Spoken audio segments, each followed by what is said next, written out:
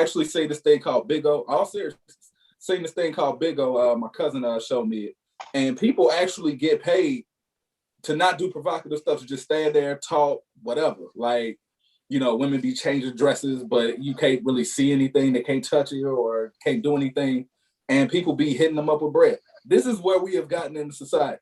People will just. It's also, you remember Air TV? Mm-hmm. Y'all remember that movie? Mm-hmm. We living in real life Air TV. It is though. People will just pay you to do nothing for 24 hours just to watch you. And then naturally, because life happened, you just get intrigued. Listen, we live, and I want everybody to understand what's so funny about this is we also have people who get paid millions of dollars a year and they watch them eat. Yeah. I'm just looking like we can get paid to do nothing. I'm thinking about doing a TikTok and doing electro pop thing until you get. I'm thinking about hitting it with that move right there on TikTok. It's the real life Truman Show. That's what it is. Yo, Air TV. It's wilding out here, man. Let me tell you something. I'm probably wondering why does MJ have we practice it right now. I have practiced it when I hit this parlay. If I don't know you, I don't know. Just being honest. It's gonna be new human. Who this? That's what it's gonna be. So I'm practicing. So that's where I'm at. So I don't feel I'm not gonna take it off. Y'all lucky I won't speak in third person. Because I'm not on no Derek Jackson shit. So I ain't that as y'all can see, we just shooting the fat, trimming the fat, shooting the fat, whatever that phrase is. You see Hollywood M, that's because when he hits this parlay this weekend, he's gonna wear sunglasses and he's gonna get funny style on us. He's already warned us, so we can't be mad at it because it's already told us. This is 94 Feet of Life, Sweet 16 weekend. Thank you for joining us. Fellas, we'll get to all the politics and the business at the end, but let's get right into it, man. It seemed like the NCAA tournament was a while ago. I don't know how y'all feel. I don't feel like it was a while ago. 2 years. I felt every bit of those days, bro. Man, when did we last play? What? It don't even seem like the last games was what, Monday, Tuesday? Right. It seemed like it was 10 days prior. You know, just stretched out. And the schedule, which we talked about that even beforehand when they announced the schedule, it was kind of going to throw us off a little bit because we're accustomed to Thursday through Sunday activities. Right. But now we got to wait to Saturday to watch the Sweet 16. But as you pointed out before we went on, it's not that deal to where we got to watch two games at once. We get exclusive action going throughout the whole Sweet 16 round. So that works for me, man. So my first prayer to the basketball guys is don't let nobody get blown out. No. If it's only gonna be one game at a time, right. I don't want to be stuck with the same game. Right. You know what I'm saying? So please don't get blow out. Germ, I'm gonna swing it down to you, but we get ready to get into the actual matchups. Hey, 1 second, John. 1 second. I told you take the over on Villanova. Damn it. All right, what's your saying? Makes sense. This is how this is gonna be. Break it to 1-800-MONEY-MJ. Look, operators are standing by. I can't control it. Time out. You taking an over on Villanova and they got Baylor? Yes. Taking an over on the whole game, which means they have to score 135 points, I believe. I think good defense beat better offense. I mean, better offense beat better defense. So, and it might go into overtime. So let's start with that. So, Jeremy, pull up the bracket. Let's start with that region right there. Let's just get right into it. We got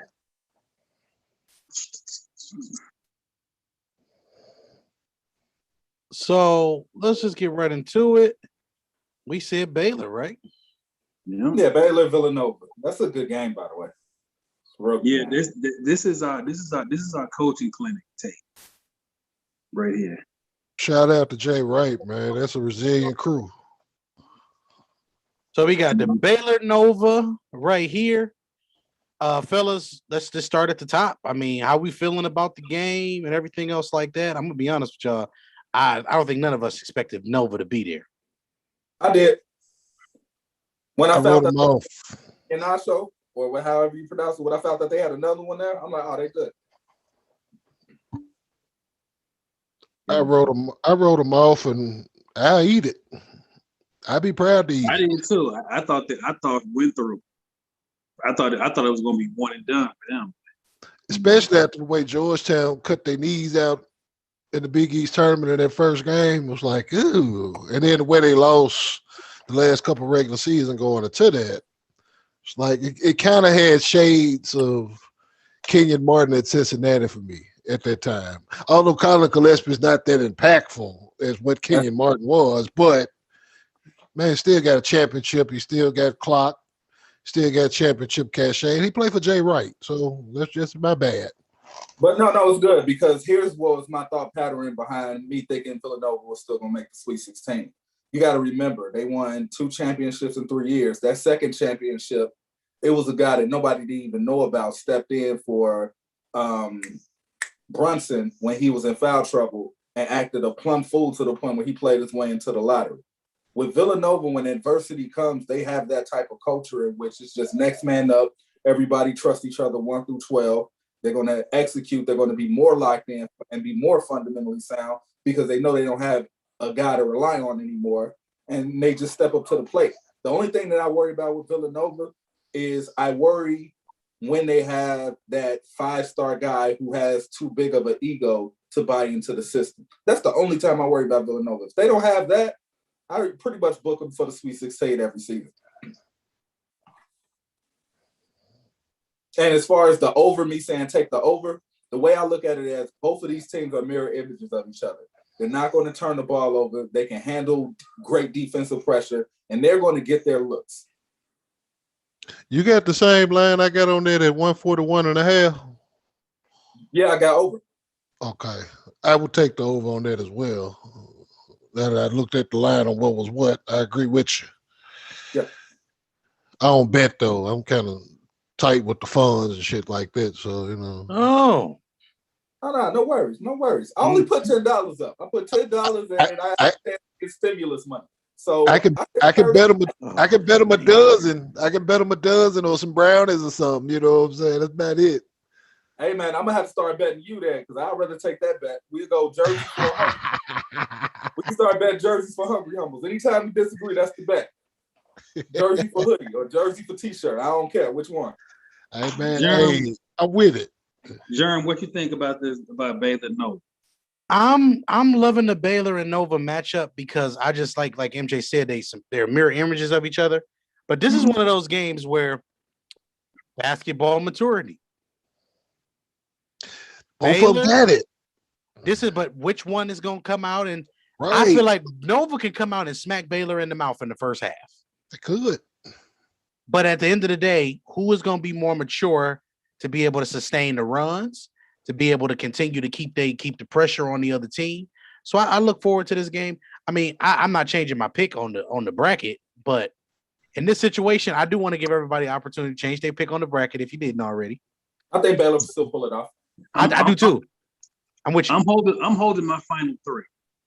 I'm gonna have to pick somebody else for one of our brackets, but my final 3, I'm holding mine for the whole. I'm holding mine. Yeah, I lost Illinois to Lower Chicago, so to Loyola Chicago. So I'm gonna have to pick another one too. And with that being said, side note, if you haven't noticed by now in the NCAA, when it comes to betting, it's stressful. So don't pick a team. Pick over or under on the final score. That way you're stress-free. Well, you're still going to be some stress.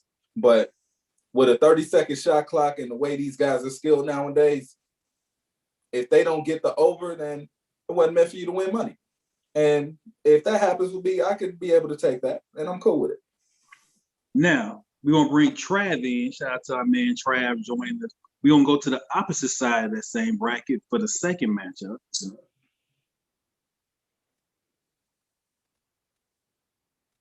Ooh.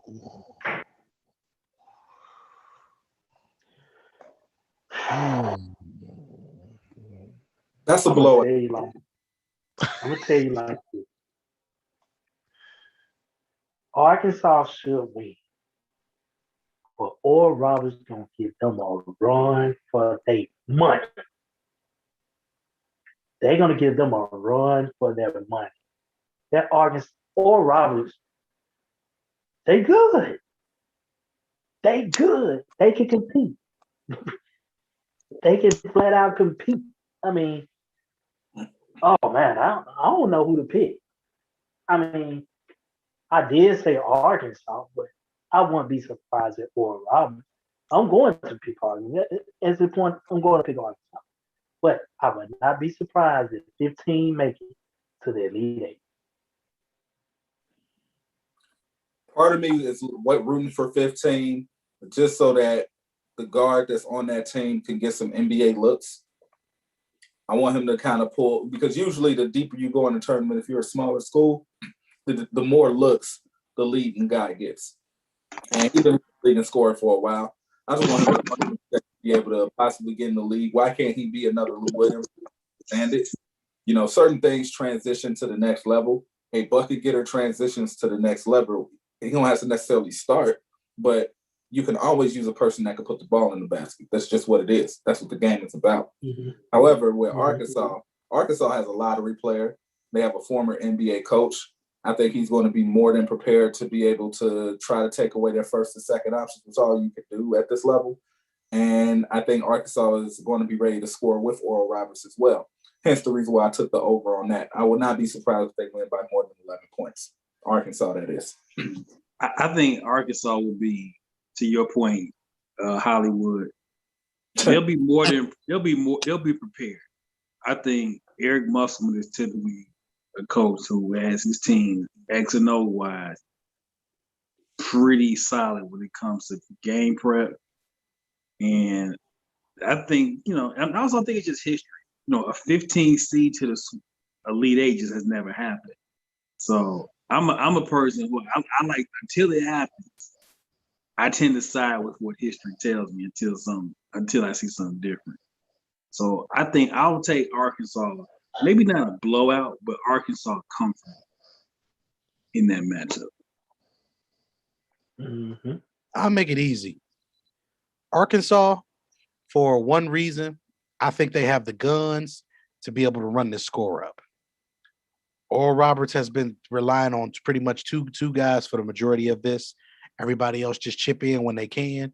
I think that this game, as long as Arkansas scores 70 points, they should win this game comfortably. 70 points is my key for them. It's interesting that you say 70 is that number, because the over-under on it is the total is like 159. So it's a good number in regards to that 70. And I agree with you, what you're saying, as far as that being the benchmark. I look at it from the fandom and intriguing standpoint. You got the nation's leading scorer on the other side. Granted, 6'1" guard, but partner got a pistol. He let it fly. Like I said, I'm going to pick Arkansas. Wow. Right. This may be history coming up. 15 seed going into the Elite Eight. But and like Jerm was saying, the other man that they got too, he put up 25 in both of their tournament games too. Cat that play down on the block. And forgive me for not knowing his name. I ain't do my homework on that. O'Banner, Kevin O'Banner. Kind of an undersized four. Can stretch it out. Right. He about 6'6", 6'7" somewhere in there. Yeah, he nice though. You know what I'm saying? For what he bringing to it. They bringing a lot of intensity, man. And they've been fun to watch. We had seen the 15 seed that's had that kind of excitement since, we got Dunk City back in 2013 with Florida Gulf Coast. Shout out to Andy Enfield. He's back in the Sweet 16 too. We can get to him in a minute. To put something in the mix, the last time we seen an undersized big put in major work in a tournament, it's the team they playing against. It's about Corliss. Exactly. So we're gonna do kind of two things at once here. Jerm, I want you to move to the next bracket. While you move into the next bracket, Ham, you got your first trivia question ready for us? Oh yeah, absolutely. I ain't gonna give away the hint, but I'll just break it down like this.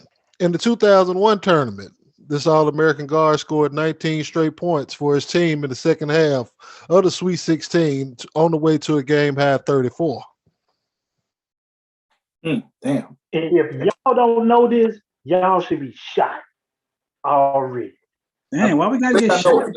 Why gotta get shot? Because I already know this. I know the team that happens. I figured Trav will be the one that be like, I know this. I know this. This is y'all need me to answer this for you? Go ahead. Go ahead, because I don't want to This get is shot. this is Jay Will against UCLA. This is Jay Will against UCLA. That's against Zurich. That's against Gat Zurich and all them. Oh my God. Yeah, Gat Zurich, Matt Barnes, Earl Watson was still there. Yeah. I'm glad I didn't answer. The 3-point contest. Yeah. Jason Capono. Capono. Yeah. Yes, all of them were like 6'6" and taller. Jay Will snatched off. He snatched off. And they didn't have but two dudes in double figures that night, and that was him and Shane, 34 and 24. Shane Battier. Yeah. I'm glad you got that one because I don't want to be shot. I was about to say Curry. I remember Hey, that. Wisconsin. Y'all see I stayed away from team name and all that other good stuff. And just put the year, put the accomplishment, and there we go. I ain't hit a year. That's why I was tweaking, you know. So this is telling somebody who to pick on Gonzaga and Creighton. My bad. Like I said, phone's off the chains right now. So this is the West bracket, and we have Gonzaga and Creighton in one matchup. And what's the second matchup, Jeremy? Just move that down really quick for us. This is the Sign Me Up's classic right there. And the infield, Dana Oldman. I'm with that.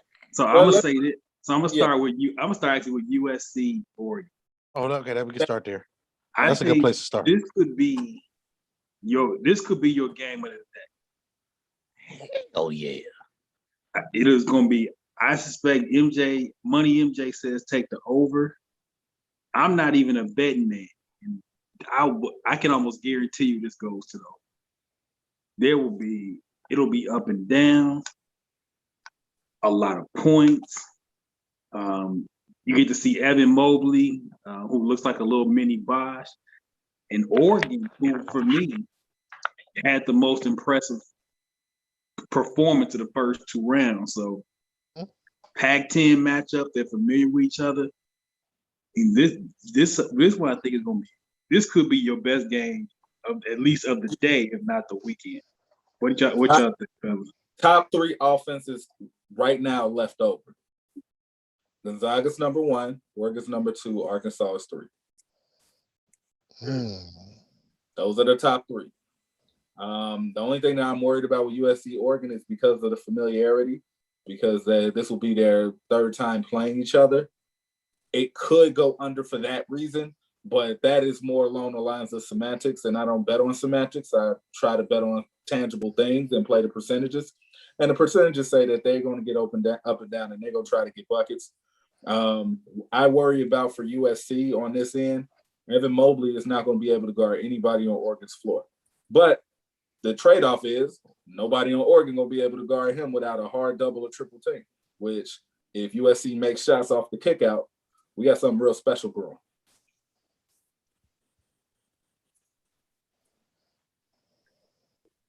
Did I cover everything or I missed something? I think you touched it. And I'm going with Oregon basically because they got a Memphis kid on the roster. So it's biased and I have no real rhyme or reason about this shit at all. USC already put out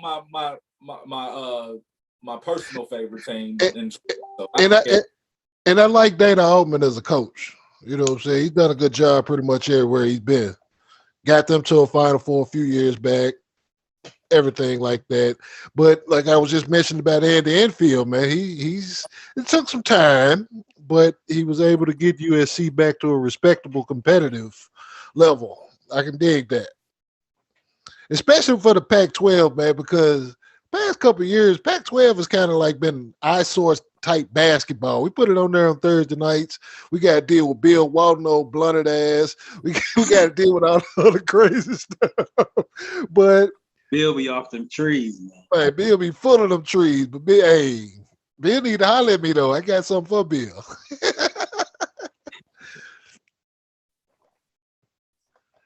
And as far as Creighton, Gonzaga goes, I just need Gonzaga to take care of the coach's business that the first two rounds didn't take care of, unfortunately. You ain't got to worry about that one. I really hope we don't have to. You don't. Put 110 on them folks. Right. I was going to ask for 105, but yeah, I'm with you on that. I want one of them, so get them the hell out of here. The only team that can even compete with them defensively is Baylor. There's no other team that can score with them or defend enough to be able to make it interesting. Even if Gonzaga's broke, they're putting up 75, which means Creighton would have to shoot the cover off the rock for them to win by 3 or lose by 6. So take the over. Let me just be honest. I just want this game, like, sign me out, because I don't really want to. I'm not even interested in this. I'll probably go make steak or go cook or something like that. I don't want to watch this. This ain't got nothing for me. The Zag should roll. The sign me up game is Oregon and the Zags. I'm here for the pace. I'm here for the shot making. I'm here for the. You have to pan out. Sign me up. Sign me up. I'm here for it. 100% with you on that one. I'd take either one with Oregon USC, but the Gonzaga thing is the Gonzaga Creighton, that's self-explanatory. Hey, Jerm, I got this gold pen and I'm willing to sell you for $100. Unfortunately, sir. I mean, I put me on a payment plan, 50 cents a day. All right, cool. All right, Jerm, move us down to the East region, which would be the bracket that can play the West. Well, not play which would go with the West. Yep. Game up around right there. And I'm gonna show you the other matchup too. My guys. I like that one too. Let's start with you want to start at the top or you want to start at the bottom, Big Shot? Let's start with the Lester Stewart Invitation. AKA Michigan versus Florida State. I'm gonna go Michigan again right here. I thought the trickiest game I thought was LSU for them. They got through that test. Now the issue with Florida State is Florida State is a very sizey team, as my man Big John likes to say, sizey. Florida State is pretty much 6'6" and up across the board. So the question I think is, can Michigan's perimeter players deal with the size? If they can, I think Michigan should be able to slip past. But Florida State's the size concerns I think are the only thing that I think I would give Florida State in this. I think Michigan passed the trap game. The trap game was LSU, clearly. I think the way they run their offense and the way they defend is going to put them in a good situation. Out of all the games that I worry about not getting the over is this one, but I said, forget it. I'm going to just go over on all of them because I don't want to overthink this. But both teams can be very potent offensively. Both teams can be very stout defensively. They both rebound and protect the paint extremely well. So both teams are going to have to hit the mid-range floater, hit the mid-range pull-ups, and when they get an opportunity, when that help side and rotation hits on that kick out, they're going to have to make shots on contested closeouts. And if they're able to do that, then this should be an extremely interesting game. But I don't think the over is that high on this, so it didn't feel like a horrible bet. I think the over was about, or the set was about 130. So even with their defense, I think they could get 65 points apiece or somewhere along the line. Ain't these the last two black head coaches we got left? Yep. Yeah, they did the We can't Django. We count on Kelvin, man. Kelvin with us, man. Okay, yeah. You're right. But Kelvin they got with these. But they got two of our they got two of our top favorites matched up with each other in this round. Yeah. I would worldwide less on this one. I don't like it, but I'm intrigued by the game itself. I didn't necessarily want to see these two teams here in this spot, but styles make fights, man. And this is one of those. I'm a roll with Michigan, but I'm ecstatic for anybody that comes for either side that comes out on this one. Because I feel like either side that comes out on this one, they're going to get to the 4. They're going to advance to the next round. So, Amsterdam versus the best taper in the West. Yeah. Now, the second matchup, this is the Germ. We're going to bring German Trav into this one. UCLA, Alabama. So, UCLA is a very sneaky 11 seed.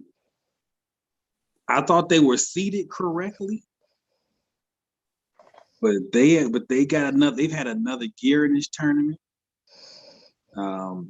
Again, another team that's got pretty good size on the perimeter. Guys versatile, they can do a lot of different things. But I like Alabama right here. I think Alabama's 3-point shooting. I think the way they defend. Give me Alabama in a game that, despite it being 2 versus 11, I think will go down to 1 or 2 possessions. This is about to be an ass kicking right here. The pace of this game favors Alabama. The more that you get these athletes out here, I think this is going to be an ass kicking. Cowabunga. Give me Alabama big time. I'm talking 90-70 type energy. UCLA will not score more than 70 points in this game. Hey, is this the first UCLA Sweet 16 game since Lonzo was there? Yes. Yeah, I think so. That's And, what, 4 years? Hey, you know what, man? Give me UCLA just because Mick Cronin married to a black woman. Only reason. It's March and Mick Cronin is married to a sister. That worked with me with Frank Martin one time.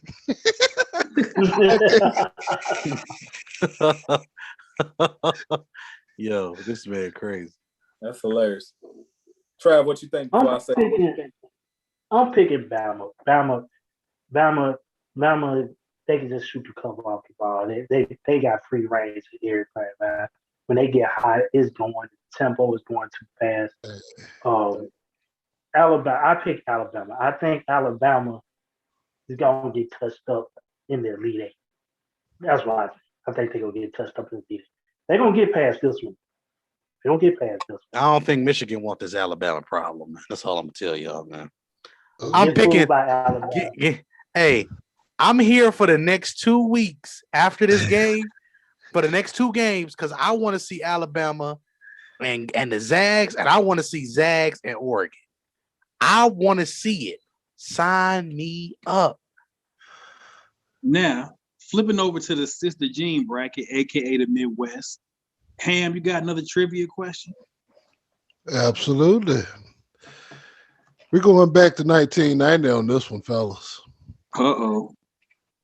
UNLV, the eventual national champions of that tournament, they averaged 95 through all 6 games.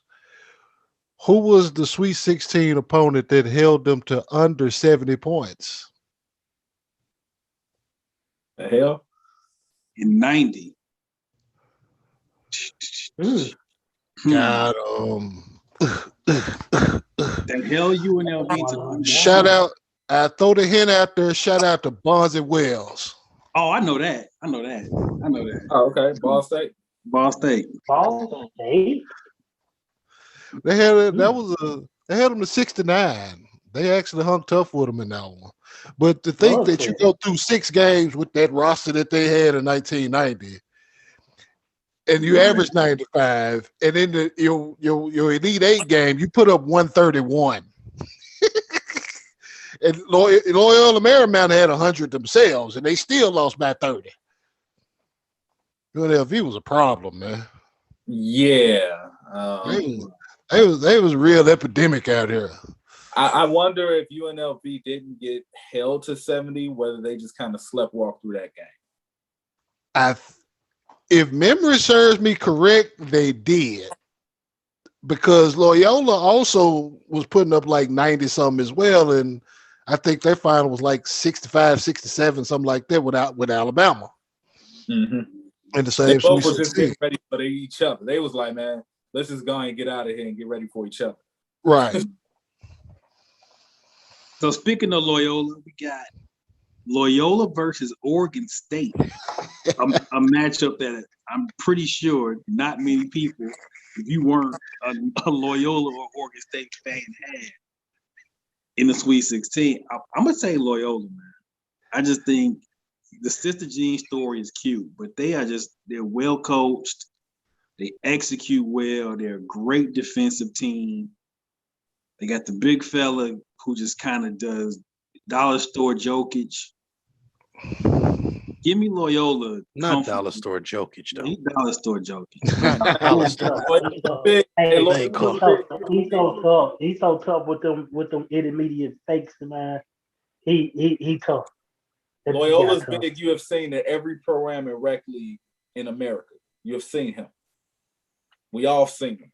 Mm-hmm. Mm-hmm. That's just what it is. So, I mean, once again, I'm taking the over again for no apparent reason at all. Really, I'm taking the over because I think Oregon State is going to force Loyola to have to score with them. Oregon State on the low is a shot-making team. Despite Loyola's defense being great, Oregon State makes a lot of shots. So I think it's going to definitely be an over. I am rooting for Loyola to pull this off, mainly because in our Go Live showcase, y'all remember that guy, Demezy Anderson, that went to Indiana? He transferred to Loyola, Illinois, so he's on that team right now. Okay. I'll give it a little more connection. Yeah, question. We everywhere in Ball U, man, on the low. We everywhere. Oregon State, ain't that's the dude that dribbled into that damn trap? Yeah, that's him. They gonna lose. They gonna lose. He's so shaky with the ball, man. He's so shaky at the point. And then we have this game. Yes. Yes. Yes. This might. Yes. Yes. This might be. I'm not gonna say it's the best matchup of the weekend, but this might be the most fun. Might be the most fun. Yep. Buddy B. Syracuse. Shoot the cover off this drop. Syracuse. Death taxes in the 2-3 zone. against Houston. Against. I say this with not any insults at all against street fighters. Houston just fight. Houston that AAU team with the jerseys that just got T-shirts with Sharpies written on. Yeah. Houston will pocket them. They fight. They work on second shift. They don't bring their lunch on second shift. They just grown. You know what I'm saying? They it's the best way I can describe this squad, man. They fun to watch too, because it's like all of them. What's my man's name? Jerome. Yeah, the video that he had after that, when he was up there yelling to his mom, like, I'm a savage. I don't need nothing but a week. How can you not root for that dude? You know what I'm saying? Yes, he is. You know what I like about this matchup? It's kind of like you got grown men going up against a team that has grown man principles on defense. Right. Syracuse, that 2-3 zone, if Syracuse, if Jim Boeheim retires, that 2-3 zone principles will still be there. Yep. That's how much it has inherited. That's how much it has succeeded in these types of tournaments. You're going to see it. Houston is just a grown team. They can play. And that other stat that I saw on Syracuse in the week, over the course of the week, was anytime they're in this low seed spot, they can play with. they always find a way to advance when they're in the low seed spot. Well, here's the thing. And then, I'm actually get slightly serious for a second and really break down this zone that we speak of. What makes Syracuse zone so effective is the fact that most 2-3 zones formulate a matchup type of tendency when you go 1-3-1 in your offense or when you go overload in your offense. They stay true to their 2-3 principles, which means at the top of the key, they have 2 guards that squeeze and pinch the top of the key. Now, why is this real and why is this important? Because both of them bottom guys are responsible for the corner, the block, and the wing. Because they're long enough to be able to take away that, shade that, and then in the corners, you're trapping the corners. Syracuse's hole in that defense is the elbow, free throw line, and other elbow. So both elbows on the free throw line. Because Syracuse will concede that shot because they think it's a low percentage shot out of the catch and return. Houston has guys who can make that shot. The key is, can they get the ball to that spot against the 30-second shot clock? And that's what makes Syracuse so scary with their zone principles is you got to do this in 30 seconds. Mm-hmm. And Houston is also a team that has despite having one of the best end of the clock dudes in the league in the tournament in Quentin Grimes. Houston has struggled to shoot the ball in the first 2 games of the tournament. And that zone, as MJ has discussed, yes, they're giving you the perimeter shot, but they're giving you a contested perimeter shot. You're not just getting free looks at the bucket against that zone. Mm-hmm. Houston's going to have to be patient with that zone. They're going to have to, crisp passing, really attack it. Because they're my Final Four pick, I'm going to take Houston to win this, but Syracuse beating them, don't let the 11 versus 2 thing fool you. Syracuse beating them is not an upset. Mm-hmm. I'm the same way, though. I'm the same way. I got Houston advances and get into the Final Four. But, man, number 35, he had 3 points last week. He ended up with like 25. Dude is he's a fun ball player to watch. And his daddy to give him the green light like that too. Hey, 29 made threes as a team, and he got 13 of them. I mean, he looked like McNamara Jr., so it's only right. Hey, I'm gonna tell you like this: that fun game of Oregon and USC, it's cool. This is the game I'm watching here. I'm watching that for both ends of the court, both ends. Because let's not get it twisted.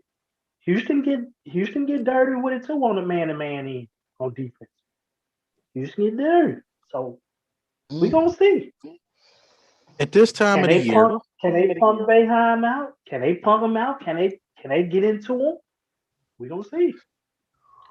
At this time of the year, I want to see how easy we can get baskets.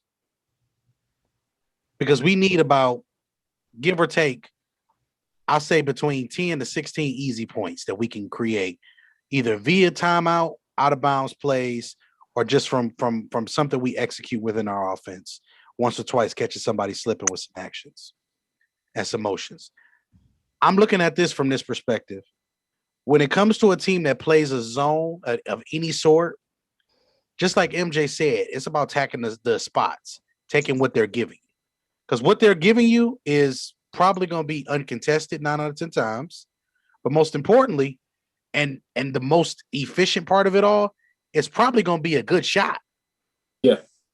I hate to be the person to just make it that simple, but I mean, MJ, can we agree? Like, it's definitely going to be an easy shot that we should be able to make. That free throw line jumper, that should be an easy shot.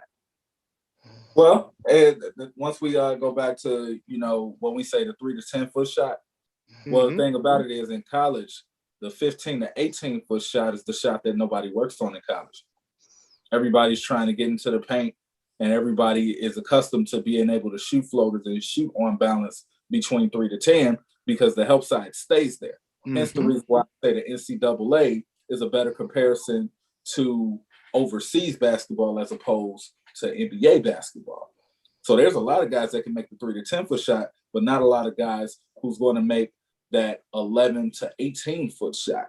Hence the reason why Jim Boeheim is so adamant about giving it up, because when they get the ball, all that ball movement, all of that movement, you catch it. More often times than not, when they're catching it, their back is against the rim. So that for them to have to turn, get set, and then shoot it while the defense from the middle is rotating up, that's going to be a tough shot. Even if he just bluffs and comes back, that's just enough to be able to put a lot of pressure on you making that shot, which is why the zone is successful despite us not liking it. It's successful because he's giving up the shot he wants you to give up. And if you're going to shoot these threes, they're going to be contested. As long as I got long guys who are athletic on my back three who can cover all of that ground from corner to wing to block, it's okay. You know something about the 2-3 zone. I've been hearing a lot of college coaches say this about this particular 2-3 zone. They say don't start from the middle. Don't start from the middle. That's basically kind of like that. That's kind of like that. Your offense is sort of like a 1-3-1. You got 2 wings, you got something in the middle, one on top, and one running the baseline. It plays right into it. They say don't do that. You want to match them up at top. That's why you see a lot of 2 guards on top of those 2 guards, because they make it more as a one-on-one deal, attacking that perimeter up top. And whatever's on that wing, because it's a matchup 2-3 zone. If it's a matchup, it's more one-on-one. But when you put somebody in the middle for some odd reason, it don't work. Yeah, Talk your talk. Talk to him. When you put somebody in the middle, it gives more of an amoeba feel. We just had we just had a talk about UNLV's defense and why it was so prevalent. That amoeba, the wings are not guarding a person, they're guarding the zone. And when you go against that amoeba, they are literally wide and making you have to throw over everything when you're on that wing to attack. So that corner pass ain't an easy pass. You got to lob that thing. Or you got to make a pass that's going to take long enough to be able to rotation happen. So and with their size and the way they get to it, they invite that pass because they can either get their hand on it, start a break, or hit it out of bounds. And those little deflections that just disrupt rhythm, just even for a second, matter. Matter a lot. You know, only got 30 seconds. You only got 30 to get your shot up. And then really when you come across, you probably got 21. You know what I'm saying? So you got to get in your set and go. And then this is another thing this is another concern for Houston. You can't walk the ball up the floor in this game.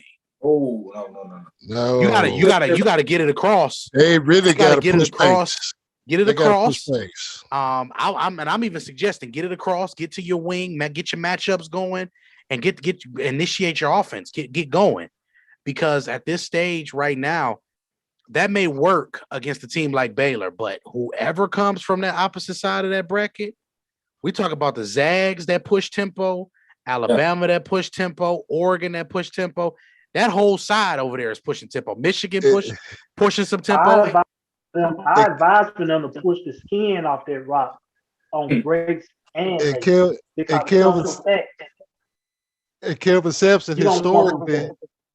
Sampson historically is a rock fight dude. Yeah. You know what I'm saying? So that's just kind of, they can play fast. They one of them that they can still play fast, but still put you in a rock fight. Because they got the hoopers to do it. They have to avoid, Houston is the one team in this 16 that I don't think can play if it gets too far behind. Yeah. Because they don't shoot the ball as well as everybody else. They don't score as easy.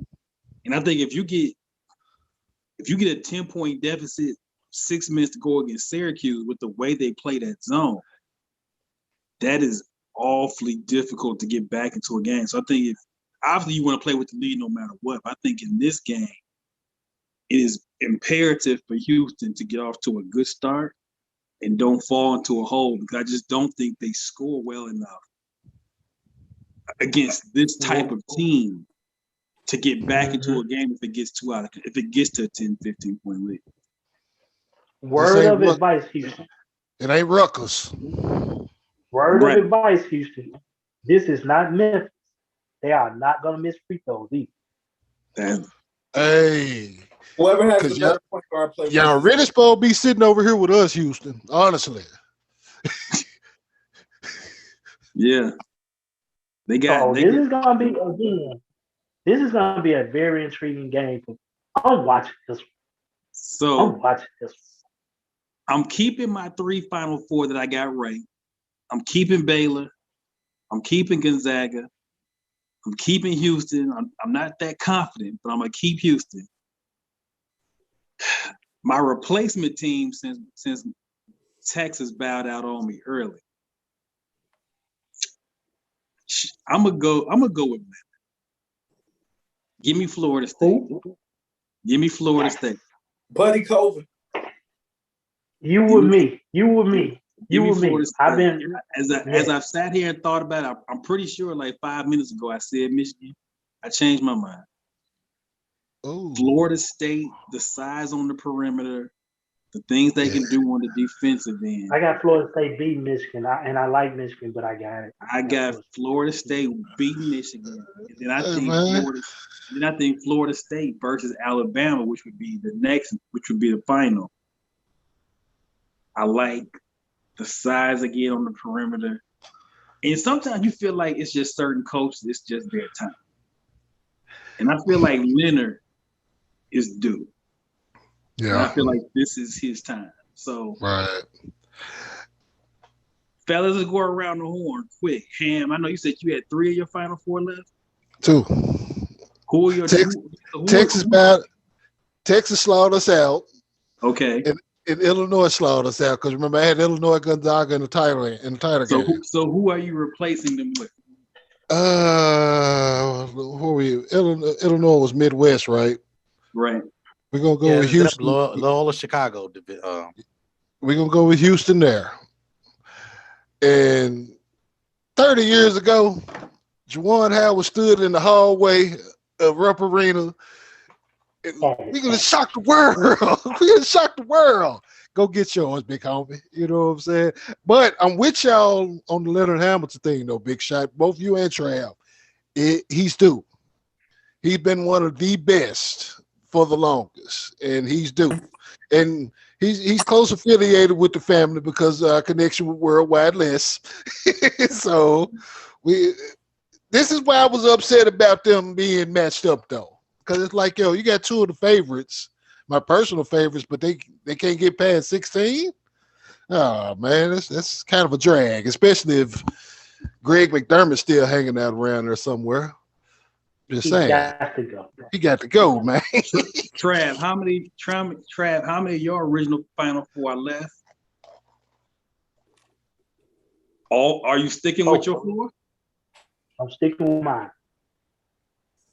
Gonzaga, Florida State, Houston, Baylor.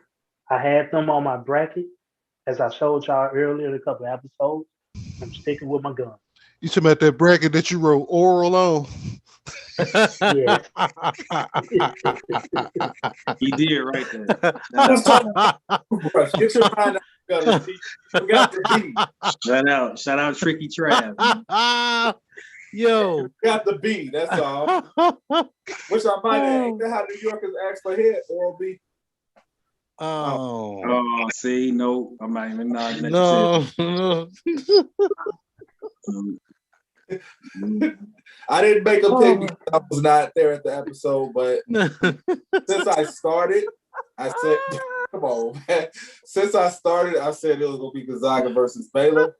The other 2 teams never really mattered to me. So I'm just going to still stay with Gonzaga versus Baylor. There's no other need for me to pick the other 2 teams because neither one of them is going to get past Gonzaga or Baylor, in my opinion. I could be wrong. because that Villanova matchup is going to tell me everything I need to know. But I just think that those teams have been locked in. If it wasn't for, that COVID situation with Baylor, I think for the first time in a long, has it ever happened? I think we would have saw two undefeated teams face off in the national championship. I thought that would have happened if it wasn't for that COVID. I'm dead serious. The way that matchup came up, though, man, was crazy because it wasn't like it was skills. It was like, hey, Hugh, y'all want to play? Yeah, let's play. Where y'all want to meet up at? Oh, we're going to meet up right here. Let's play. Right. Yeah, all of a sudden, Baylor got caught up with the COVID. I was like, oh, my God.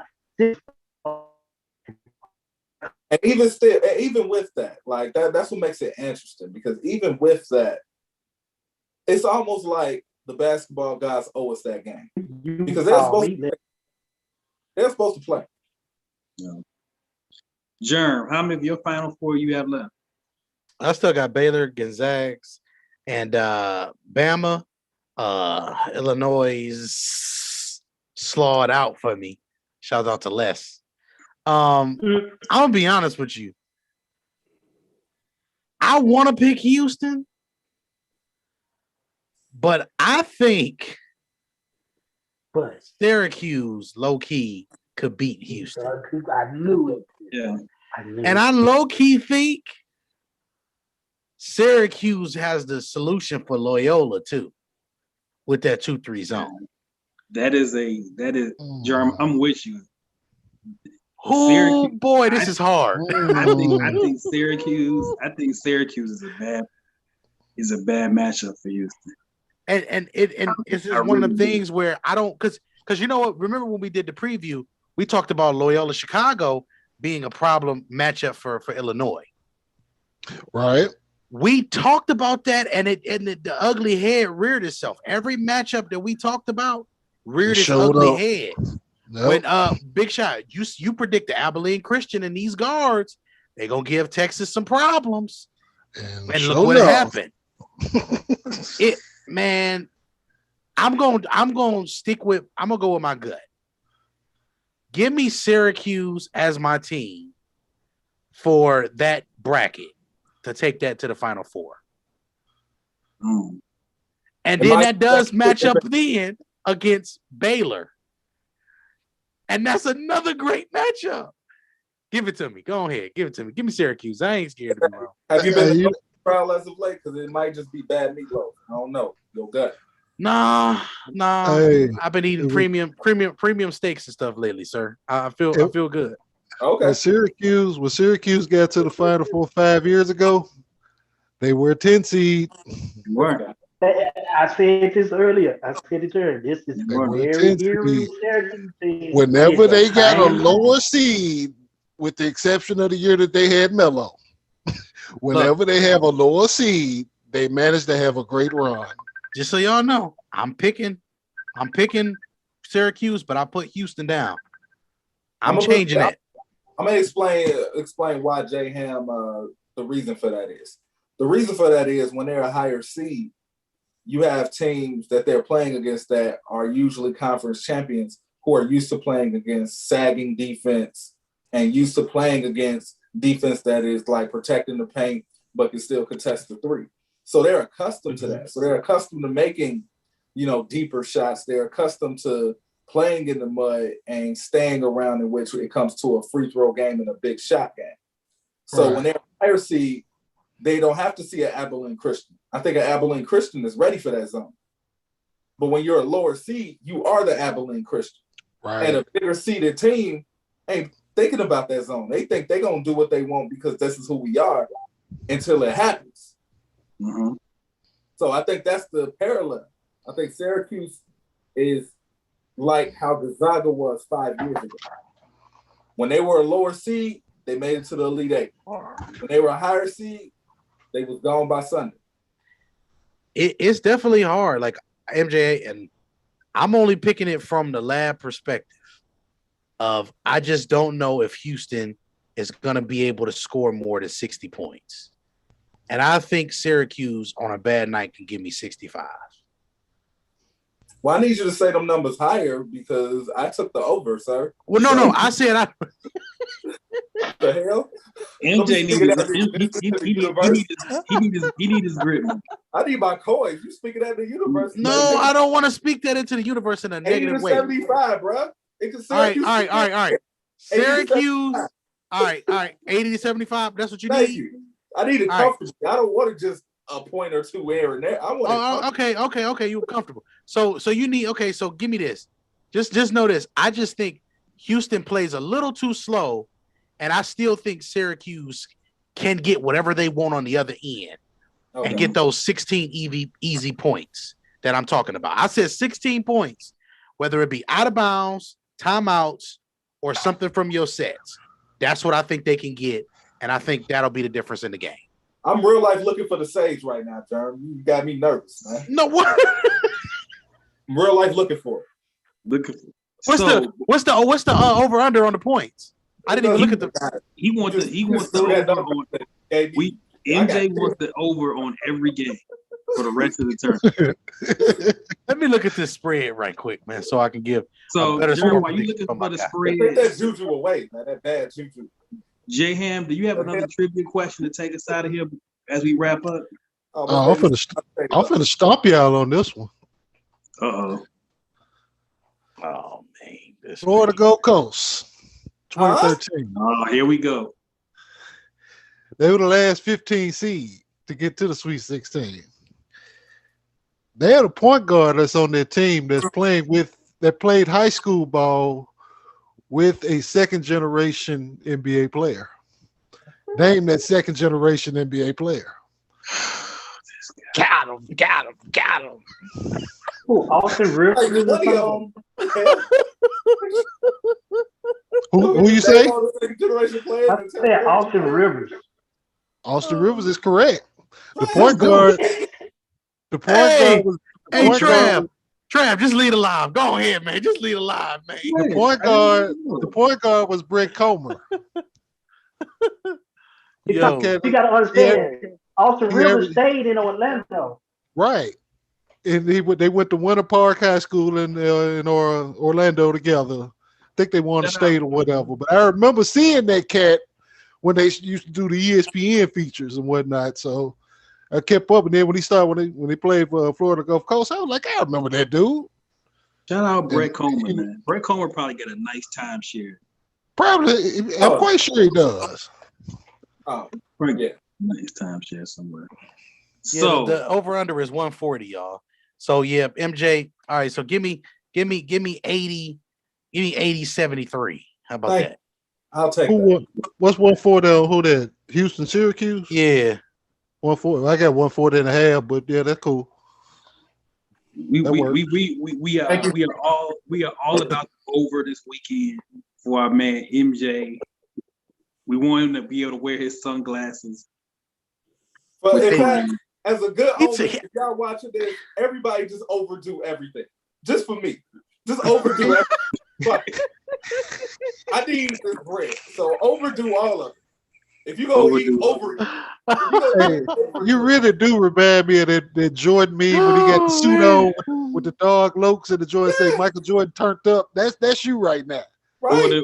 Or the one where Michael Jordan got the headphones on. He like, the one where it's like he doing an interview with Roy Firestone or somebody, and he got the dog Lokes on with the suit on, and the joint say Michael Jordan turned up at the bottom. Right. Man, this man here. It became personal with me. So there y'all have it. That's your Sweet 16 preview. Remember, Monday night we will be live doing a watch along for the South Regional Final so Monday is the South and the Midwest. Okay. So depending on the timing of those two, we will be on live, watching it live. You can feel free to join us. We'll send out the link. Next Friday, we've got the Final Four preview show next Friday. And then, fellas, we are into like 6 weeks left of the NBA regular season. So we got to kind of get our NBA sea legs back under us as we get into April. Remember, subscribe to the YouTube, The Scene, capital T-H-E, all capital letters S-C-E-N. the Facebook fan page, SCEN, all caps. 94 Feet of Life is the Facebook group. The brand new Twitter, 94 Feet of Life 1. 94 Feet of Life, the number 1 at the end. We're going to have that popping. It's Ron. It's Jern. It's Trav. It's Jay. And then we got 1-800-MONEY-MJ. Operators are standing by. Basketball for the people, by the people. 94 Feet of Life, signing out.